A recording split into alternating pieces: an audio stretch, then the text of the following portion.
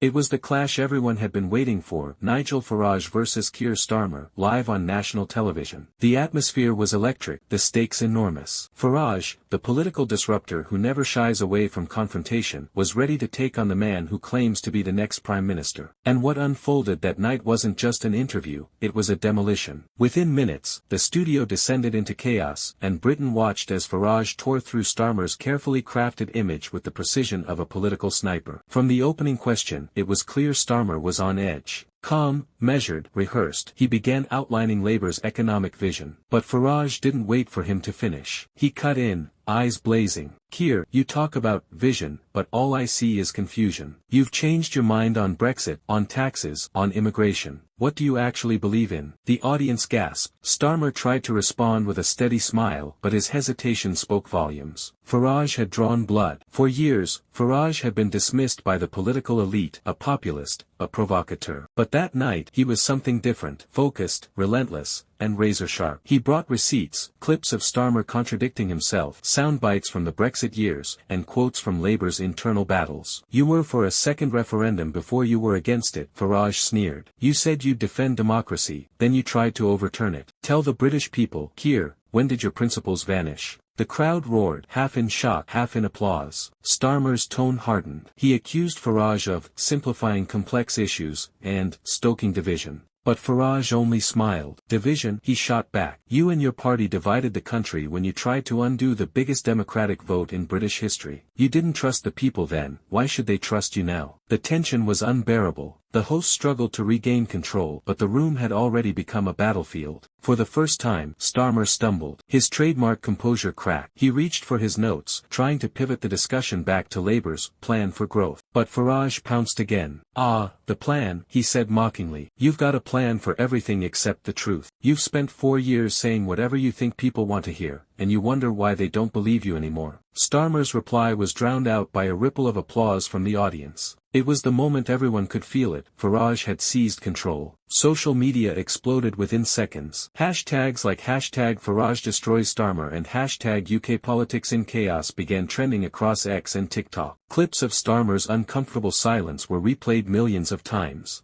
Even political analysts, usually restrained, admitted it was a rare moment where the opposition leader looked genuinely lost. Farage's team knew it too. They'd turned a routine TV debate into a defining political spectacle. Behind the scenes, Labour strategists were horrified. Starmer's aides could be seen whispering frantically as the debate spiraled out of their control. What was supposed to be a chance to showcase leadership had become an interrogation under fire. And it wasn't just Farage's words doing the damage, it was his confidence. Every gesture, every smirk, every interruption sent the same message: you're not as strong as you pretend to be. When the host finally managed to steer the conversation back, Starmer tried to regain footing. He accused Farage of playing to the extremes, but Farage delivered the final blow. "The extremes?" he echoed. "The only extreme thing in this country is how out of touch Westminster has become, and you, here, are its perfect symbol." The audience erupted once again. Starmer's smile faded completely. By the time the program ended, the damage was done. Analysts called it a public unraveling and one of the most brutal takedowns in recent political memory. Even some Labour supporters admitted the optics were disastrous. Farage hadn't just criticized Starmer, he'd exposed him, stripped away the polish, and left viewers questioning whether the Labour leader had any real conviction at all. But beyond the spectacle, something deeper was revealed that night. Britain isn't just tired of chaos, it's tired of politicians who play it safe. Farage's attack worked not because it was cruel, because it tapped into something raw, the feeling that no one in power truly listens anymore. Starmer, for all his poise, became the face of that silence.